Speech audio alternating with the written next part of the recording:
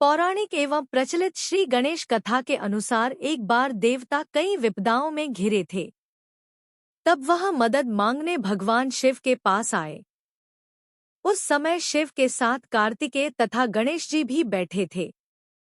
देवताओं की बात सुनकर शिव जी ने कार्तिकेय व गणेश जी से पूछा कि तुम में से कौन देवताओं के कष्टों का निवारण कर सकता है। तब कार्तिकेय व गणेश जी दोनों ने ही स्वयं को इस कार्य के लिए सक्षम बताया। इस पर भगवान शिव ने दोनों की परीक्षा लेते हुए कहा कि तुम दोनों में से जो सबसे पहले पृथ्वी की परिक्रमा करके आएगा वही देवताओं की मदद करने जाएगा। भगवान शिव के मुख से यह वचन सुनते ही कार्तिकेय अपने वाहन मोर पर बैठकर पृथ्वी की परिक्रमा के लिए निकल गए, परंतु गणेश जी सोच में पड़ गए कि वह चूहे के ऊपर चढ़कर सारी पृथ्वी की परिक्रमा करेंगे तो इस कार्य में उन्हें बहुत समय लग जाएगा। तभी उन्हें एक उपाय सूझा। गणेश अपने स्थान से उठे और अपने माता पिता की 7 बार परिक्रमा करके वापस बैठ गए। परिक्रमा करके लौटने पर कार्तिकेय स्वयं को विजेता बताने लगे। तब शिव जी ने श्री गणेश से पृथ्वी की परिक्रमा न करने का कारण पूछा।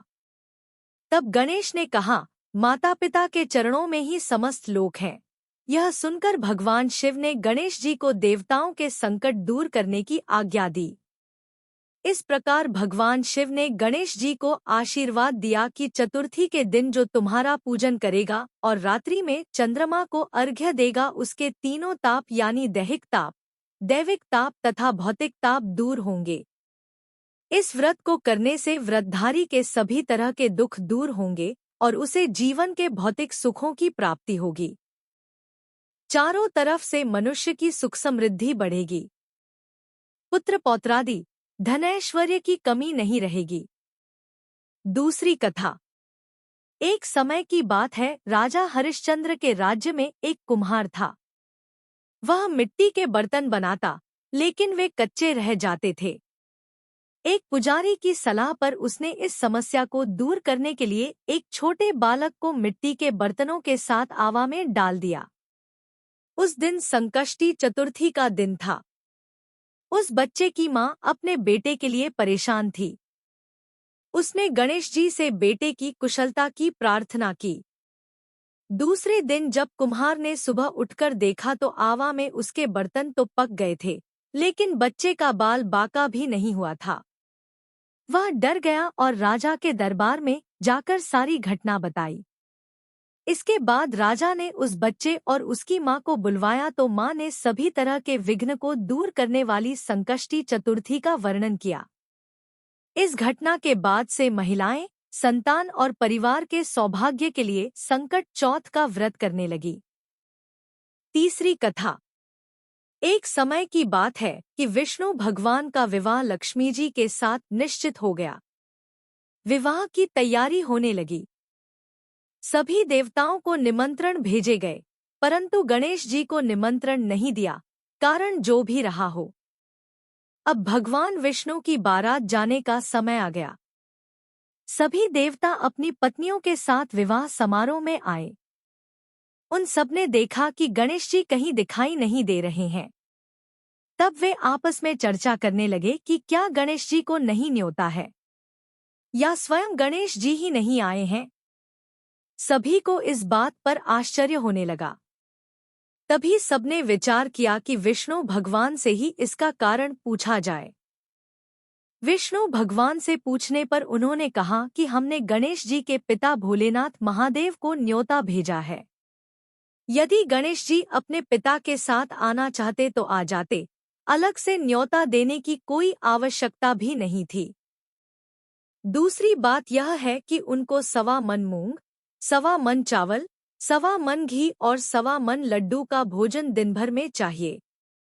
यदि गणेश जी नहीं आएंगे तो कोई बात नहीं। दूसरे के घर जाकर इतना सारा खाना पीना अच्छा भी नहीं लगता। इतनी वार्ता कर ही रहे थे कि किसी एक ने सुझाव दिया, यदि गणेश जी आ भी जाएं तो उनको द्वारपाल बनाकर बैठा देंगे कि आप घर की याद रखना। आप तो चूहे पर बैठकर धीरे धीरे चलोगे तो बारात से बहुत पीछे रह जाओगे।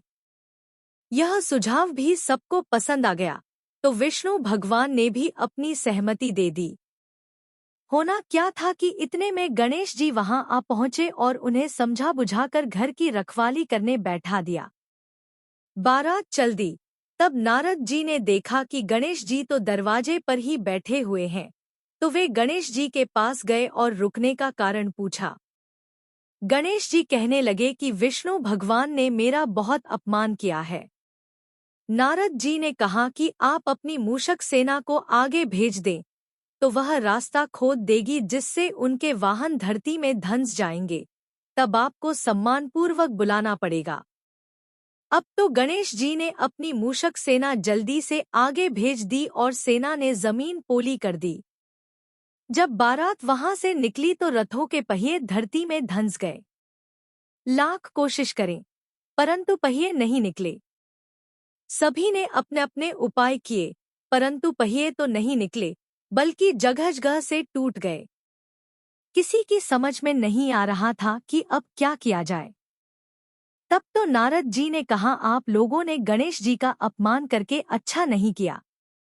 यदि उन्हें मनाकर लाया जाए तो आपका कार्य सिद्ध हो सकता है और यह संकट टल सकता है।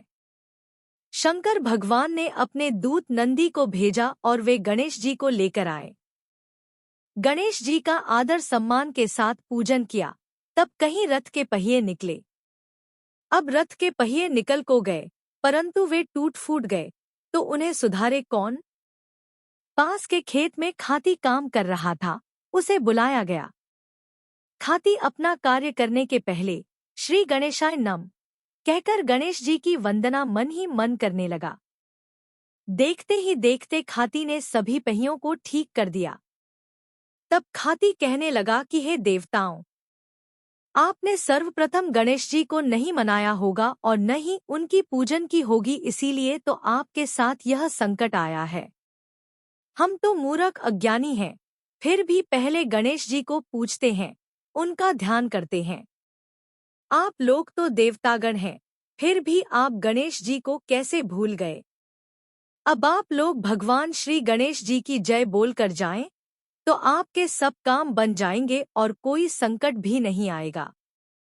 ऐसा कहते हुए बारात वहां से चल दी और विष्णु भगवान का लक्ष्मी जी के साथ विवाह संपन्न करा के सभी सकुशल घर लौट आए। हे गणेश जी महाराज, आपने विष्णु को जैसो कारज सारियो, ऐसो कारज सबको सिद्ध करजो। बोलो गजानन भगवान की जय।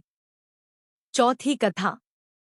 श्री गणेश चतुर्थी व्रत की पौराणिक कथा के अनुसार एक बार भगवान शिव तथा माता पार्वती नर्मदा नदी के किनारे बैठे थे। वहां माता पार्वती ने भगवान शिव से समय व्यतीत करने के लिए चौपड़ खेलने को कहा।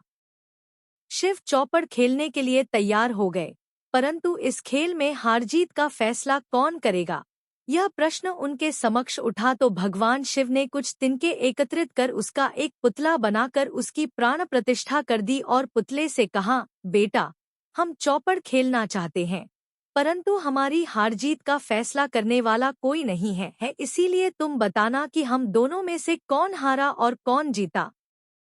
उसके बाद भगवान शिव और माता पार्वती का चौपड़ खेल शुरू हो गया।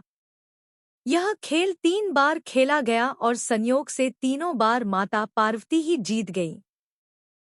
खेल समाप्त होने के बाद बालक से हार जीत का फैसला करने के लिए कहा गया, तो उस बालक ने महादेव को विजय बताया।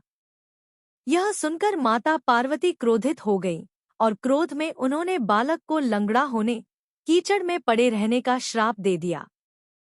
बालक ने माता पार्वती से माफी मांगी और कहा कि यह मुझसे अज्ञानतावश ऐसा हुआ है, मैंने किसी द्वेष भाव में ऐसा नहीं किया। बालक द्वारा क्षमा मांगने पर माता ने कहा, यहाँ गणेश पूजन के लिए नागकन्याएं आएंगी, उनके कहे अनुसार तुम गणेश व्रत करो, ऐसा करने से तुम मुझे प्राप्त करोगे। यह कहकर माता पार्वती शिव के साथ कैलाश पर्वत पर चली गईं। 1 वर्ष के बाद उस स्थान पर नागकन्याएं आईं। तब नागकन्याओं से श्री गणेश के व्रत की विधि मालूम करने पर उस बालक ने 21 दिन लगातार गणेश जी का व्रत किया। उसकी श्रद्धा से गणेश जी प्रसन्न हुए। उन्होंने बालक को मनोवांछित फल मांगने के लिए कहा। उस पर उस बालक ने कहा, हे विनायक, मुझ में इतनी शक्ति दीजिए कि मैं अपने पैरों से चलकर अपने माता पिता के साथ कैलाश पर्वत पर पहुंच सकूं और वे यह देख प्रसन्न हों। तब बालक को वरदान देकर श्री गणेश अंतर्ध्यान हो गए। इसके बाद वह बालक कैलाश पर्वत पर पहुंच गया और कैलाश पर्वत पर पहुंचने की अपनी कथा उसने भगवान शिव को सुनाई। चौपड़ वाले दिन से माता पार्वती शिवजी से विमुख हो गई थी। देवी के रुष्ट होने पर भगवान शिव ने भी बालक के बताए अनुसार 21 दिनों तक श्री गणेश का व्रत किया। इस व्रत के प्रभाव से माता पार्वती के मन से भगवान शिव के लिए जो नाराजगी थी वह समाप्त हो गई। तब यह व्रत विधि भगवान शंकर ने माता पार्वती को बताई। यह सुनकर माता पार्वती के मन में भी अपने पुत्र कार्तिकेय से मिलने की इच्छा जागृत हुई। तब माता पार्वती ने भी 21 दिन तक श्री गणेश का व्रत किया तथा दूर्वा, फूल और लड्डुओं से गणेश जी का पूजन अर्चन किया। व्रत के 21वें दिन कार्तिकेय स्वयं माता पार्वती जी से आ मिले। उस दिन से श्री गणेश चतुर्थी का यह व्रत समस्त मनोकामनाओं की पूर्ति करने वाला व्रत माना जाता है। इस व्रत को करने से मनुष्य के सारे कष्ट दूर होकर मनुष्य को समस्त सुख सुविधाएं प्राप्त होती हैं।